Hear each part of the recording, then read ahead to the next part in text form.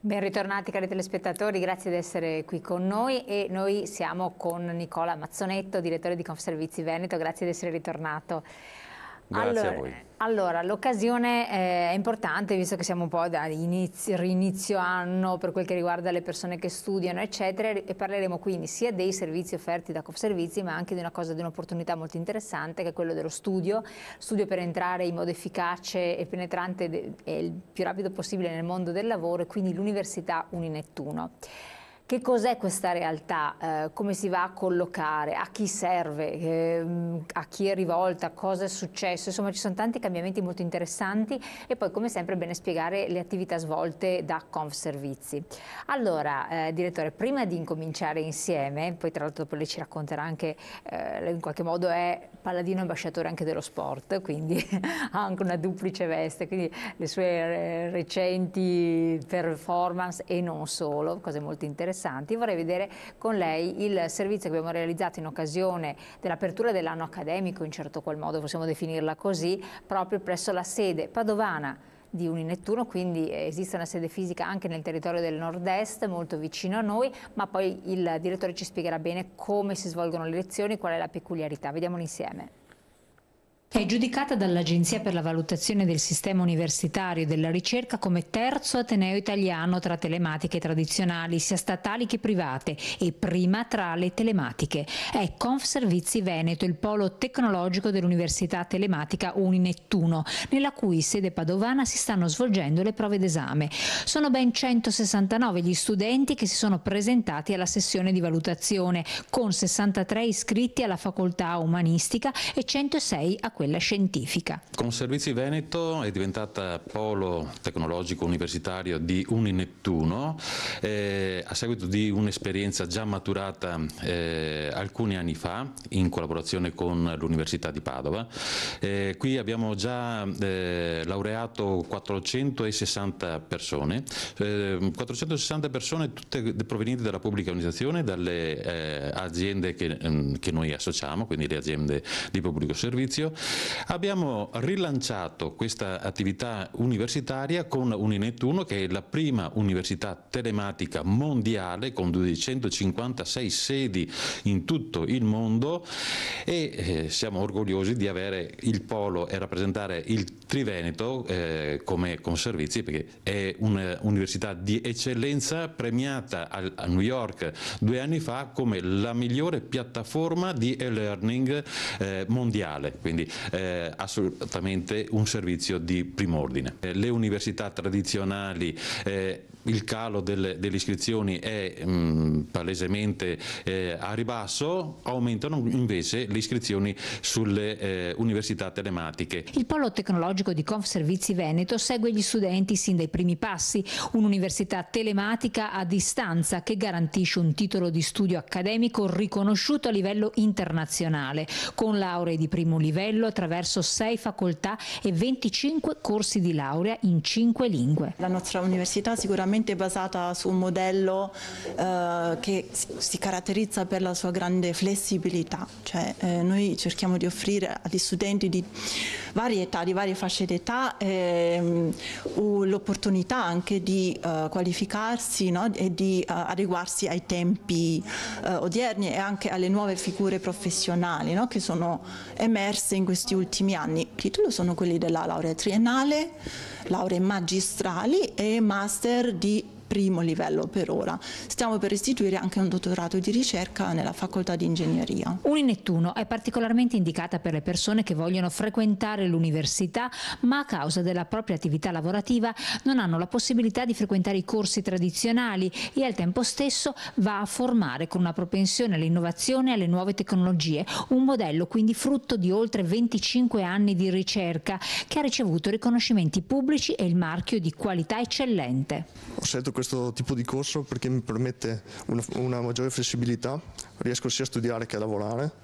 Ho trovato in Uninettuno quella università che mi permette di studiare a livelli alti comunque, perché i professori hanno comunque buone competenze e comunque mi sono sempre trovato bene, anche quando ho chiesto informazioni ho sempre trovato buon riscontro, e quindi diciamo che ho trovato una buona soluzione. Allora, direttore, molto interessante tra l'altro questo piccolo cappello di apertura, ma soprattutto quello che mi interessa è le 460 persone laureate, per lo più appartenenti alla pubblica amministrazione.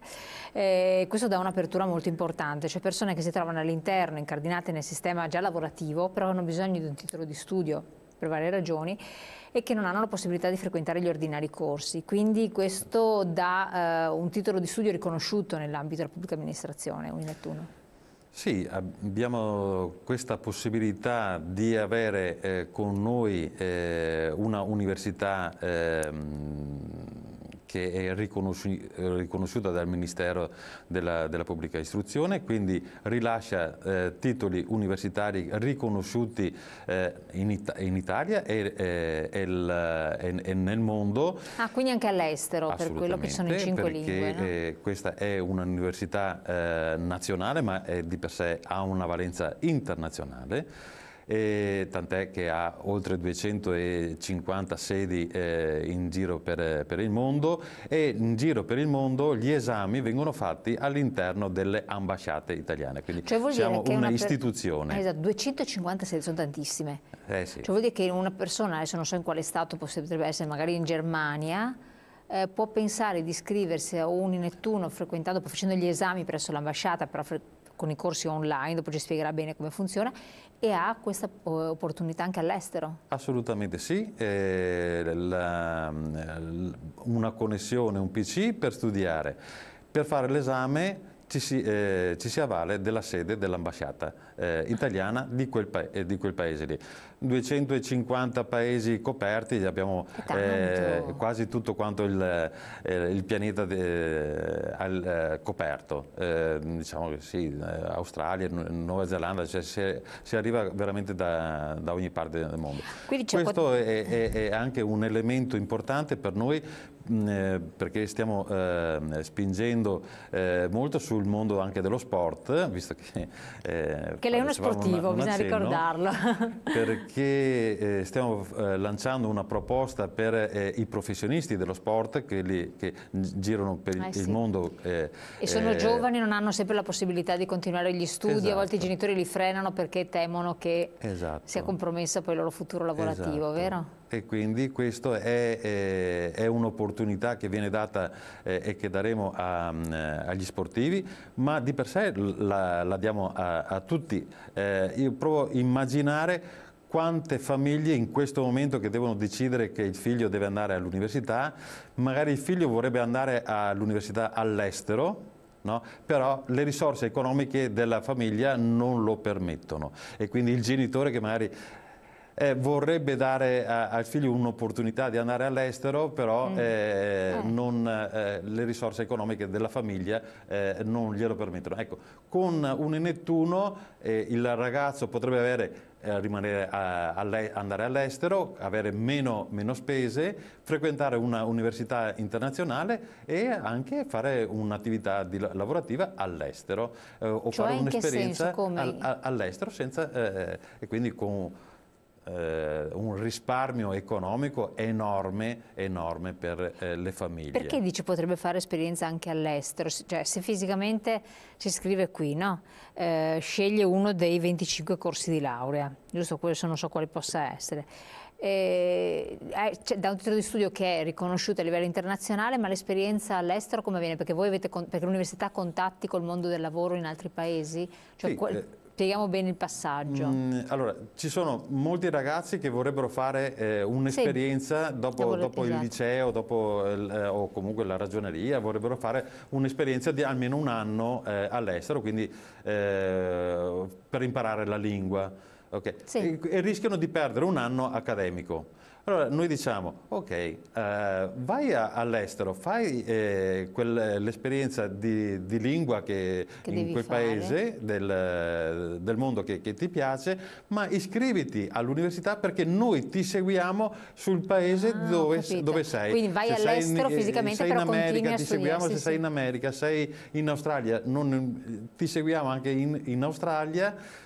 Tu però non perdi l'anno, fai la tua esperienza di vita o anche lavorativa, di microlavoro all'estero, oppure per imparare la lingua, ma noi ti seguiamo con l'università in qualsiasi parte del mondo. Poi sei lì in quel paese e vai all'ambasciata a fare l'esame, però noi ci siamo anche se tu sei all'estero. Questo aiuta molto anche diciamo, quelle famiglie che non si possono permettere un figlio all'università all'estero. Perché iscriverlo all'università all'estero è abbastanza difficile, oppure se in Italia perderebbe un anno, insomma ci sarebbero dei problemi contingenti. Ecco, come funzionano sostanzialmente questi corsi di laurea, tra l'altro tenuti in 5 lingue, no? Che anche questo è molto interessante. Sì. Fisicamente cosa succede? Allora, le 5 lingue è che gli esami e le lezioni possono essere in inglese, in francese, in arabo. Anche in arabo? E in arabo, sì, perché l'arabo è una lingua che anche a livello commerciale sta prendendo molto piede e quindi è importante. Qui non apro la parentesi sull'immigrazione, perché insomma le persone che arrivano dai paesi arabi eccetera sono importanti e quindi c'è questa propensione, oltre al fatto che c'è un progetto di UniNettuno proprio rivolto al Medio Oriente, proprio con dei corsi di laurea rivolti su questa fascia del Mediterraneo, quindi ecco perché è giustificata la presenza della lingua araba nei corsi. E quindi ecco, c'è anche questa possibilità di fare questa esperienza, di fare un corso di laurea in lingua, e quindi in lingua inglese, soprattutto la parte universitaria del business, quella può essere fatta completamente in inglese, quindi uno può nel frattempo fare entrambe le cose. E questo è molto interessante. Sì, quindi, vengono i corsi, ecco, vengono tenuti davanti al PC sostanzialmente, si studia, c'è il materiale anche di studio, cosa sono fotocopie, sono libri, come funziona fisicamente? Fisicamente non ci sono libri di testo, quindi tutto quanto è digitalizzato. Le lezioni sono online all'interno di una piattaforma molto rigida, è una piattaforma che proprio per la serietà e la certezza che la persona fisica è davanti al PC che sta seguendo quella lezione, che è stata certificata a livello mondiale come la migliore piattaforma mondiale, è stata premiata a New York l'anno scorso, c'è il docente che può essere a volte in linea oppure